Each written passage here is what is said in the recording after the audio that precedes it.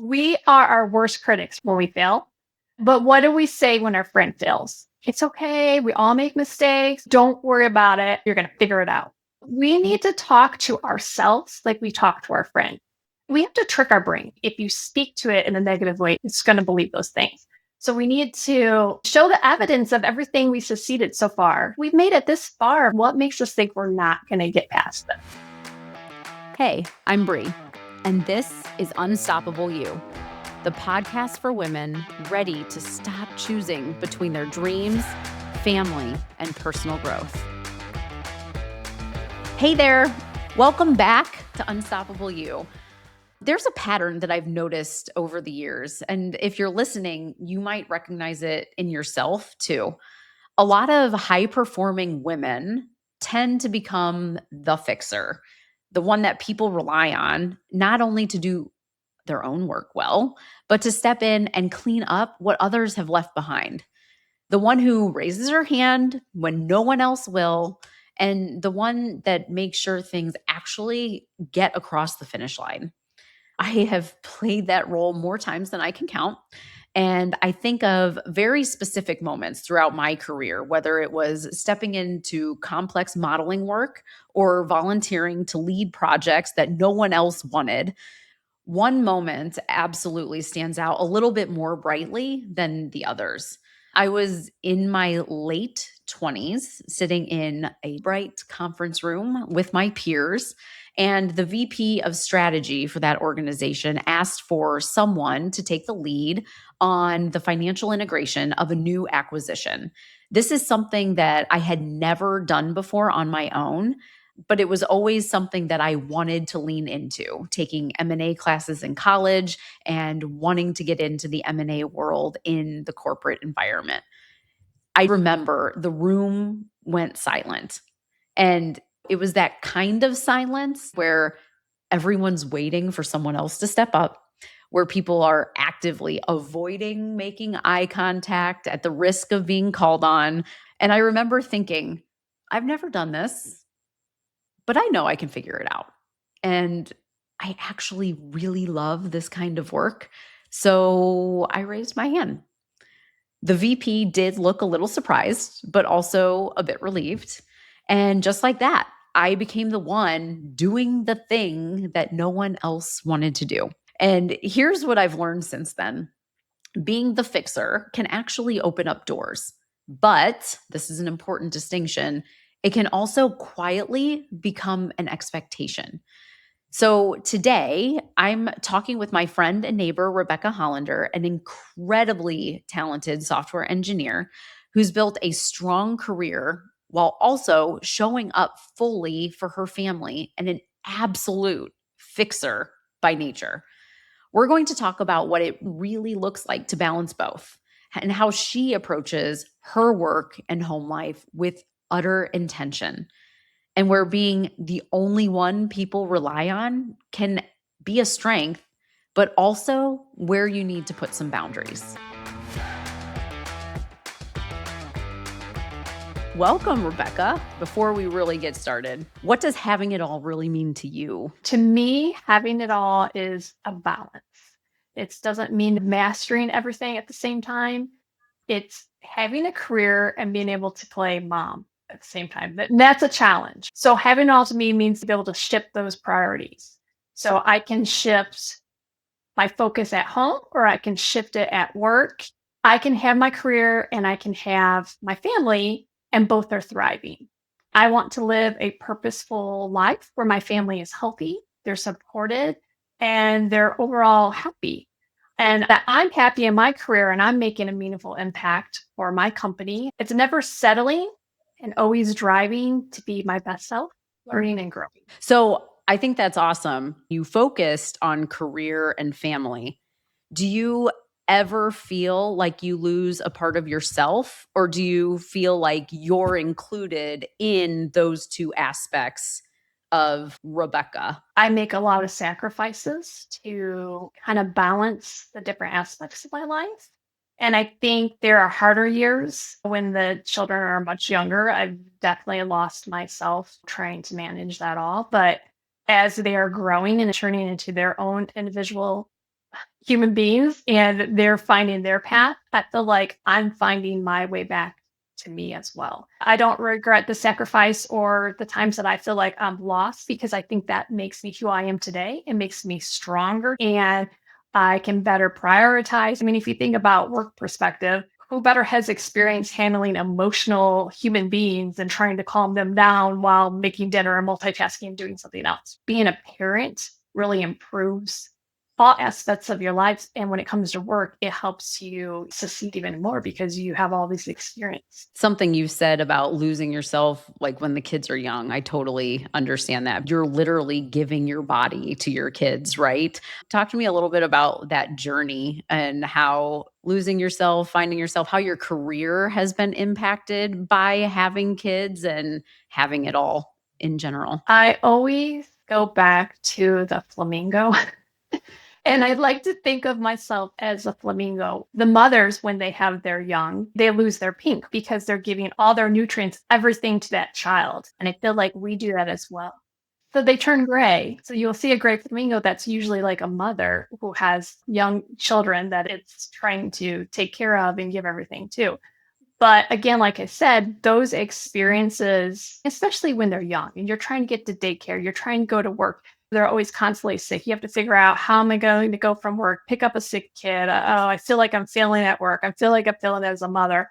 But in reality, all those things are building up and giving you this experience and building your character. It's not the perfect things in life that build us. It's all those imperfections. The imperfections are the stories we go back and tell. It's the time where I'm literally in the CEO's office with my brand new baby, and all of a sudden he hasn't pooped in 4 days and now has a major blowout diaper while I'm talking. It's like trying to manage, okay, new time mom, major blowout, talking to the COO. How do I manage this? Right. But I'm sure you handled it with grace. Can you tell us how that went?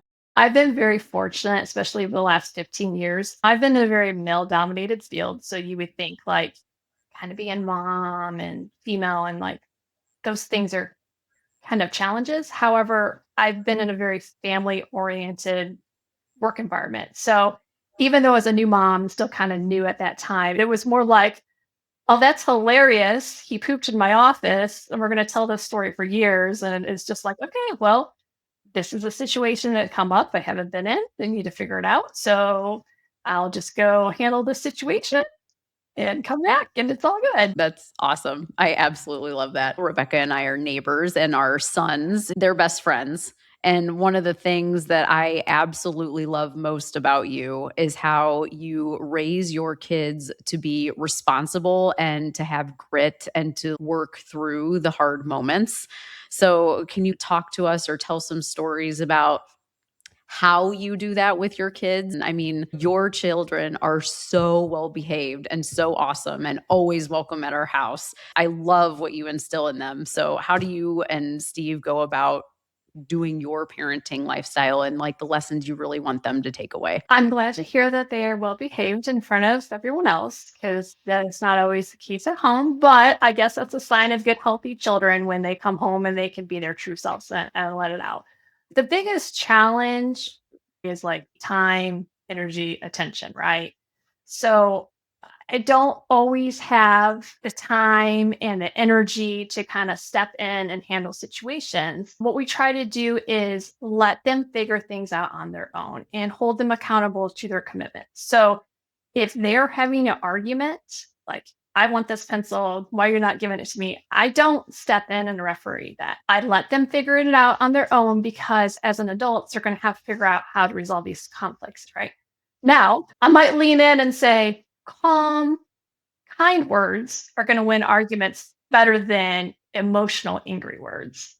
And there may be times that I might give them the mom look like, all right, she's your only sister and she's crying now. Do you think that was the right solution you came up with? So I might try to lead them, but ultimately I try to help them resolve their conflicts on their own. So, I mean, it's really about, teaching them the skills now to be good adults in the future. I also try to make sure that they're like, we're all different. The way we look, the way we talk, the way we think. We have people who might have mental disabilities, physical disabilities. Like, we all contribute in different ways and have meaningful impacts in different ways to make sure that we are including everyone and we're standing up for everyone. I try to encourage my kids like, hey, first day of school, go reach out, be a friend. So just kind of like those things I'm trying to instill in them as they grow into adults. You guys are very active in scouts, all 4 of you. So, I'm sure at least if it's anything like my kids, they sign up for something and they're all excited about it, and then halfway through the season or the year, they're like, "I'm not going. I don't wanna go." How do you work through those scenarios with your kiddos? Yeah, I get a lot of I don't want to go to this meeting or this practice or whatever. But then once I get there, that this is the kids talking, and I have the same problem with stuff I do. Once you get there, you're like, oh yeah, I'm glad it came. This is fun. I don't have a great secret for that. I just try to let them know, like, hey, this is what we signed up for. And especially like if you're a volunteer for something. I've been in situations where I've need volunteers for different activities. And if someone drops out, how much stress it is to put on that person to try to find a replacement, to explain to them the overall picture on things. When you make a commitment, this is not only just for you, this is how it flows through with everyone else. So you need to make sure you stick with it. But yeah, at the same time, it's all about having fun. That's what life is. Like we should be happy. We should do things that make us happy. So we just have to plan accordingly. For example, we want Ben tried band this year, pretty good for the start. Towards the end of the year, not so much his thing. So it's like one of those things like, let's reevaluate for next year, but we committed to this year, so we need to finish out. I know at work, you're one of the most action oriented people I know. And that's one of the things that I think I was naturally drawn to when I first started getting to know you. Maybe you haven't directly said it, but the takeaway that I had is how you can be the fixer at work, right? Like always stepping in to clean up. Can you share how this role shapes your professional journey and how you feel like it may impact your work life balance? There's been years where I've been the only one in my position. So I remember times when I had a question and it would go around in a circle and come back to me to answer. And I'm like, going, I'm the one that asked the question. So I think those experiences have taught me to think outside the box and examine new ways to find a solution. It taught me to be brave and try things instead of just trying to connect with a coworker and get their sign off. I'd like try it and see if it doesn't work, like I can roll it back and start over again. Just those experiences and helping me learn to be brave. I've had always had the confidence, and that in turn has helped me build a reputation as someone who can just step into complex situations with little information and just drive solutions because I've done it, right? I've had the experience. My brain shows me like I've done these things before. So I enjoy that challenge. I kind of like just put on my little detective hat, and try to figure things out. And it's opened doors for growth as well. So if you're the go to person, that means like you usually take on more than you probably should. And I know that the problems I'm solving in my particular position is not necessarily a 9 to 5 schedule. So that kind of blurs the lines a little bit between home and work, especially when you're a remote worker.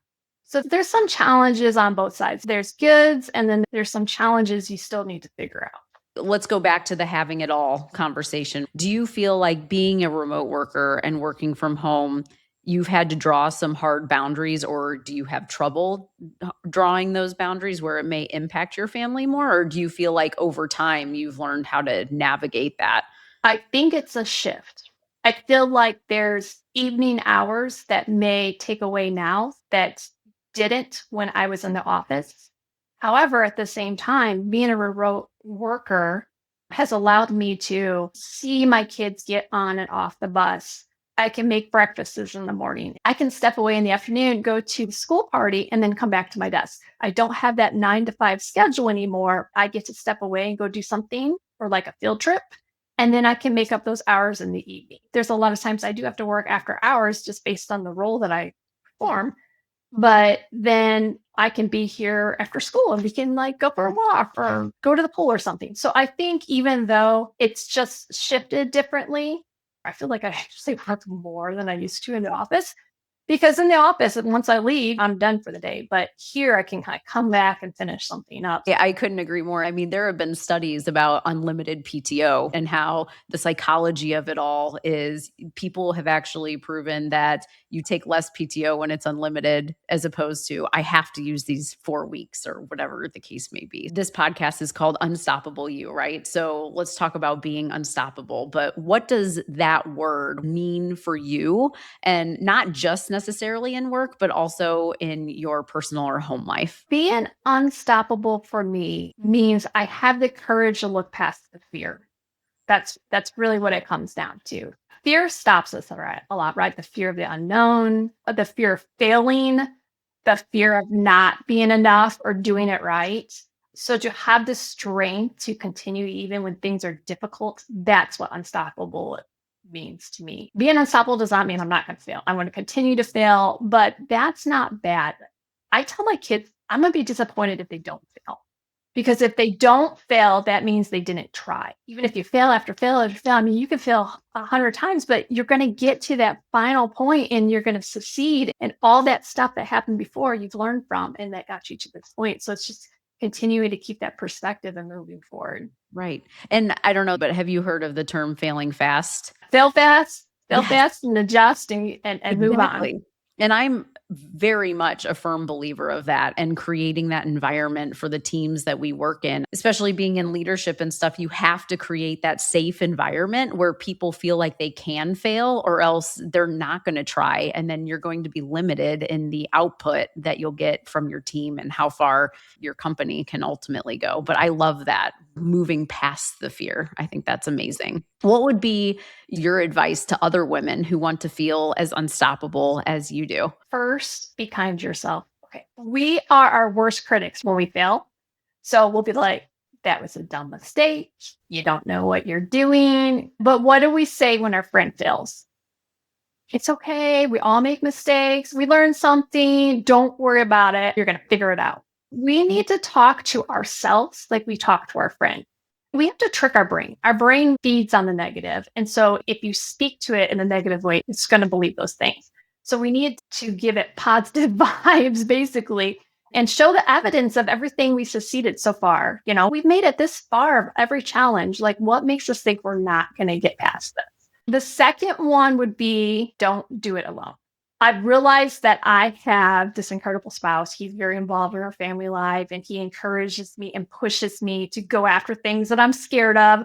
I would not have 2 master's degrees without him or his leadership, just watching him do things. All right. But what's equally as important is having a small circle of women around you who are in the same boat, like someone who's walking a similar path and understands the messy, unfiltered reality of it, like juggling that conversation while the baby's having a major blowout diaper, or navigating like sleepless nights and still showing up for work the next day, or figuring out how am I going to take this 3 p.m. call from the car while driving the kid to an orthodontist appointment. People who understand that and are walking the same life and knowing that I'm not alone and that they have my back and they understand and they're not judging me. I think that's essential. I think it's essential to have a little support system, whatever your system looks like, if it's friends or if you have close family nearby, whatever your system is that can help push you through those challenging times. Lastly, setting smart goals, but not only just setting them, but celebrating every milestone, like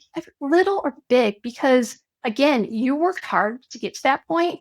You've mentioned like you have the evidence in your brain a couple of times now. And I love that because I think so often it's easy to only focus on the failures or to only focus on what went wrong, like the negative aspect, like you said. But I think training our brains to celebrate those wins and do it more often is so critical. Do you think your support system has evolved over time throughout your career and your family, or do you think it's been pretty stable?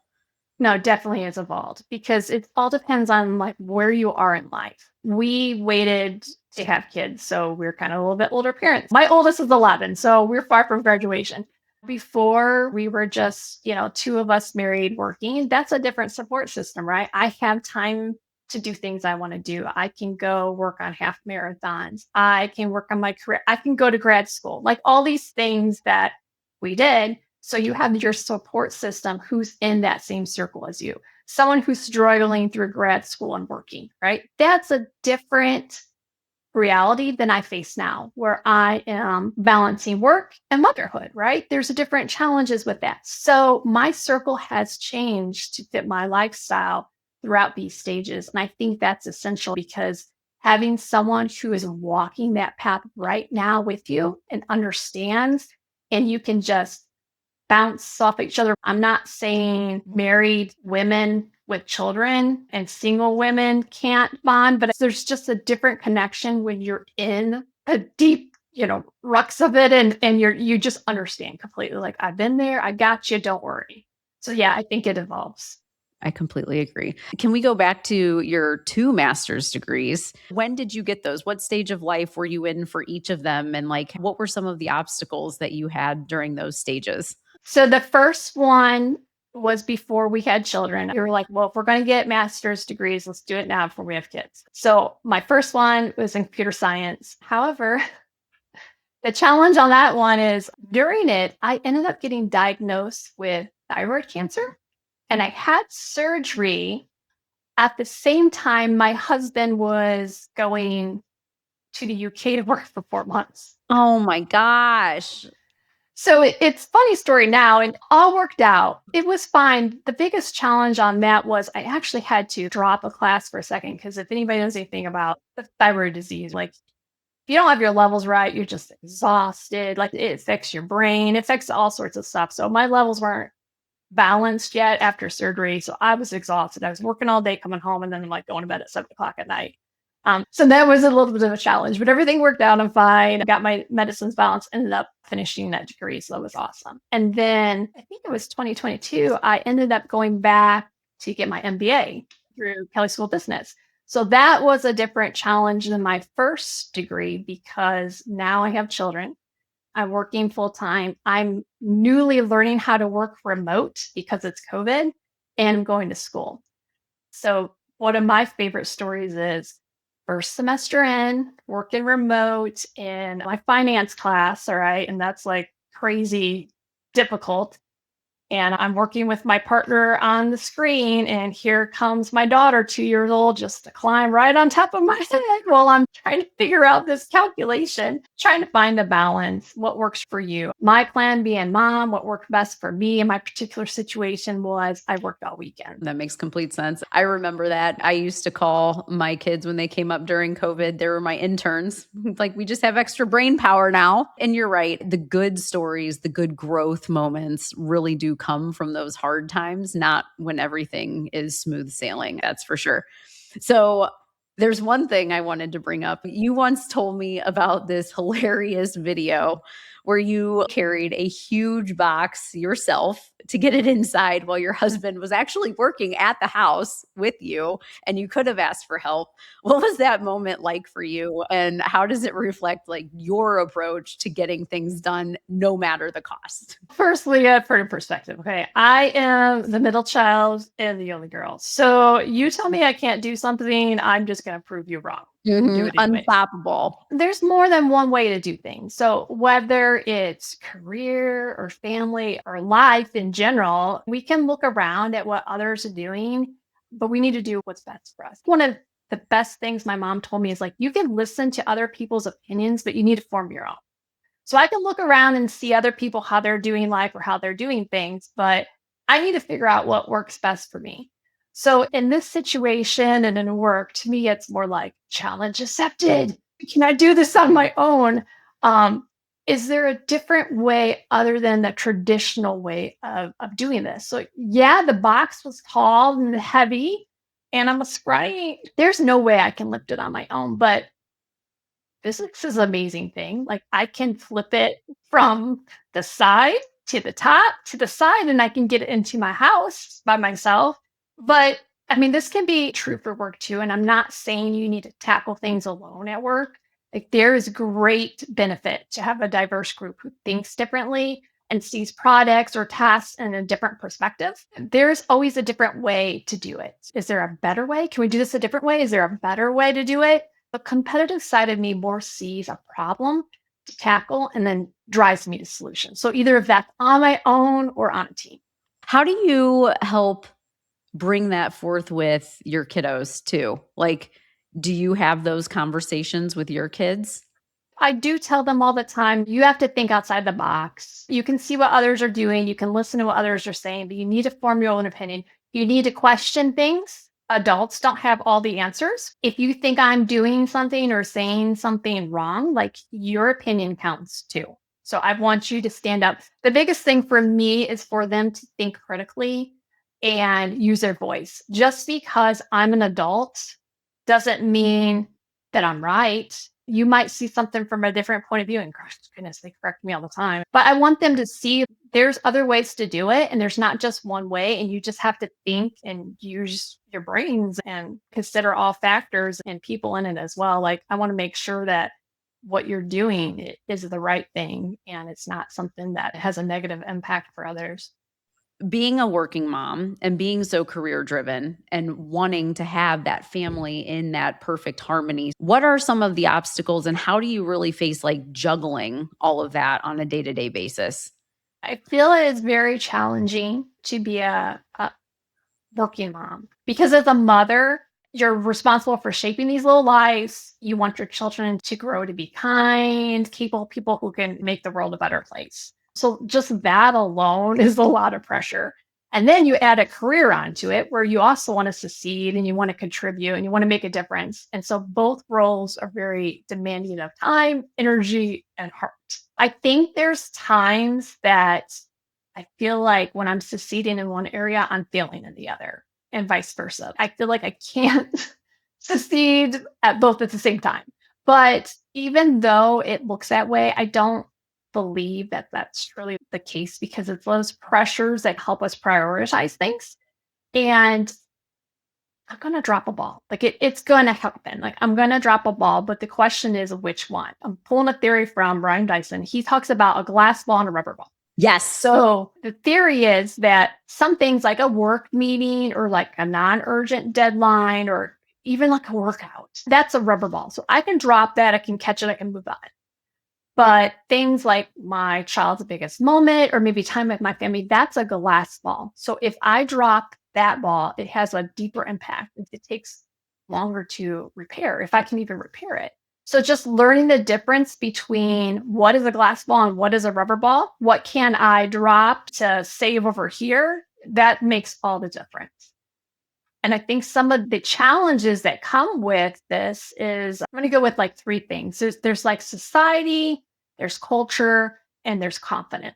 For society, I don't think society is quite set up for working parents. Daycare is very expensive. School starts and ends in the middle of the workday. Most families like mine, we don't have extended family nearby. So, you want to be taken seriously at work, but you also want to be there for your kids.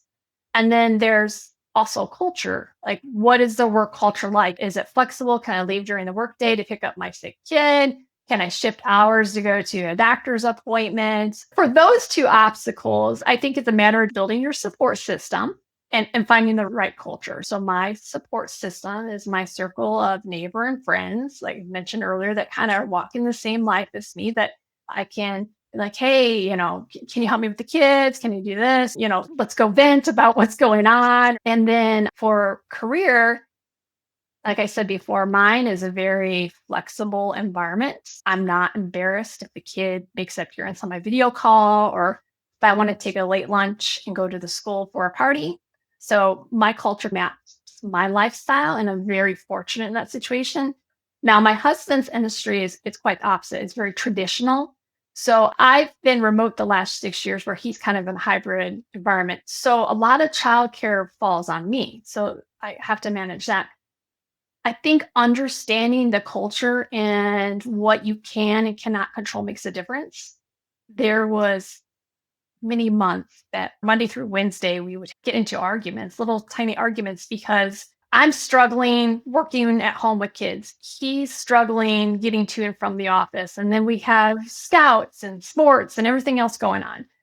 Finally, we just pinpoint the situation that Monday through Wednesday is just insane. So working together and shifting responsibilities and figuring out those challenges help us work together instead of against one another. So kind of understanding the culture and where you are and what you can control. And if you can be in the right culture for your lifestyle, that's huge. The last thing I want to talk about with obstacles, I think is one of the most important things. It's confidence. And this statistic has stayed in my mind for years. My dad actually brought it to my attention years and years ago, but said research shows that girls' confidence begins to drop as early as age 8. And then between 8 and 14, it's been documented about a 30% drop. That's a And, huge drop. and you can see this still as adults, where women tend to not go after job listings unless they're 100% qualified. And it shows men tend to go after like 60% qualified. And I think that there's years of my career where I've had the confidence, and then there's years where I've lost it. Have you noticed a theme to that? Like, were you new in your role when you lost it? Were you more experienced or seasoned in the role when you had it? Sometimes, but I also think age kind of plays a factor. I think in my 20s, after I got established, I was real confident. And I think as we get into perimenopause, we experience a little bit of confidence drop again. But I think my daughter helps me with this because she is in that age group now, and I'm so determined to help her keep her confidence. I don't want her to lose her drive, her determination, and her voice. So she makes me fight for mine so I don't give into that statistic. When she was little and I used to drop her off at daycare, and we still do this now at bus drop off, I would make her repeat, I am smart, I'm strong, I can do anything. And I would give her books on like real like super women, Ruth Bader Ginsburg, I think Rosa Parks, even Michelle Obama, and then female superheroes like Captain Marvel and Wonder Woman and Black Widow. But then one day I was like, I can be a role model too. Like, why am I not including myself in there? Why am I not including her as a powerful woman? So in my tough days now, I will repeat that to myself. I am smart. I am strong. I can do anything. Again, it comes down to tricking our brains. We're trailblazers. Think of all the things we've done, everything we accomplished. We survived all these challenges so far. So what makes us think we're not capable now? So we're smart. We're strong. We can do anything. Do you say that to yourself every morning in the mirror, like an affirmation, or do you wait for times of need to say that? Me, I'm not so dedicated, but it's those times where I'm struggling with something or I know I'm gonna have a hard day, and then I will say it to myself out loud. I absolutely love that. I think there's so many opportunities that we have, like you said, throughout the day, even to push ourselves to growth. I read this book and now I'm blanking on the name, of course, but it's about moving the needle like just 1% every single day. And I think if you compound that over time, you're going to see insurmountable things that you never thought you could accomplish. So I think that links hand in hand. And I even had a fitness coach say, you can't have a positive and a negative thought at once. So make your choice and make it wisely. And that was just to keep us running on a treadmill, but it goes for anything, right? So let's choose positive. Let's choose empowerment. So we've talked a lot about obstacles, which means that it's not always smooth sailing. Do you have some examples of things in your life and how you've navigated those rougher waters? Let me tell you a story about a chipped plate. So years ago, we chipped a plate in the house, and nobody wanted to use this poor, ugly chipped plate. People would switch it out or push it away, and it was cast out to the bottom of the plate stack. But then one day, as it was being pushed away, we just casually mentioned that it was the lucky plate. Guess what plate is the most used plate in the house, and everyone fights over it today? It's that darn chipped plate. That is amazing. Like nothing changed with the plate. It's just our perspective. So I think that the tough times, as we mentioned, is it's hard to get through, but those are the stories that we look back on. It's not the times that are perfect, it's the times that are tough. It's the times where I was struggling in grad class and I was crying in this car to my husband, I'm gonna flunk this class, but I ended up getting a B plus. It was a time in COVID when I'm stuck inside, learning how to do remotes the first time, and like right behind me, the 2-year-olds learning how to potty train. Times when I was having like a panic attack in the kitchen because I was taking on a new team and a new product line. I have no idea what I'm doing and I'm freaking out. So I think that Going through those times are so hard. But if we can just put it in perspective of this is how we're getting our chip. We're earning our chip and we're going to turn into something special.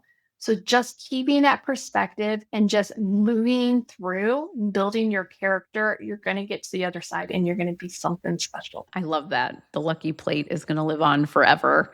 And that's so great. And that'll probably be a story that you tell to your grandkids too. That's awesome. So when I think back to that moment, sitting in that conference room, raising my hand for something I had never done before, I don't think that was me over functioning. I think that was honestly me stepping into growth. And it aligned with who I was at that stage of my life. I wanted to learn. I wanted to push myself. I wanted to prove, mostly to myself, that I could figure out the hard things. And I think that experience honestly gave me so much. It built my confidence.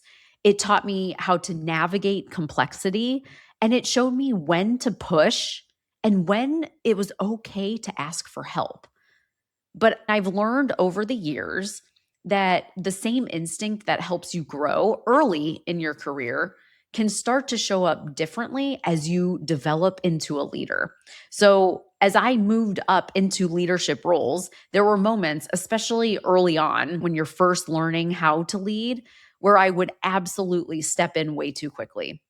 If someone was on my team and they were struggling with a model, with budget inputs, and we were up against a deadline, I found that my natural tendency would be to just take over and get it done. It was more important to get the result than to let them struggle and let them grow into their own confidence. And in that moment, it really did feel efficient. It felt like I was being helpful to drive the output. But what I've realized is I was taking away that opportunity from someone that once helped me grow. So this week, I want everyone to just start noticing, where do you step in? Where do you take over? And where do you feel responsible for making everything work? And I want you to pause long enough to ask yourself, is this actually mine to carry? Because I think a lot of what Rebecca was saying in today's episode is we need to allow people to struggle and grow and have a safe space to fail so that they can experience the growth that we've gotten so fortunate to be able to experience ourselves. Because sometimes stepping up is exactly what you're meant to do in that moment. And sometimes growth actually comes from taking a step back. The key here is knowing the difference. This is your life. Define it, live it, become unstoppable. Thank you for listening to Unstoppable You. If this episode was helpful, I'd love to know. Connect with me on LinkedIn at Bree Cadillac. That's Katulak on LinkedIn. And shoot me a message. This show is for you. Be unstoppable. I'll see you next time.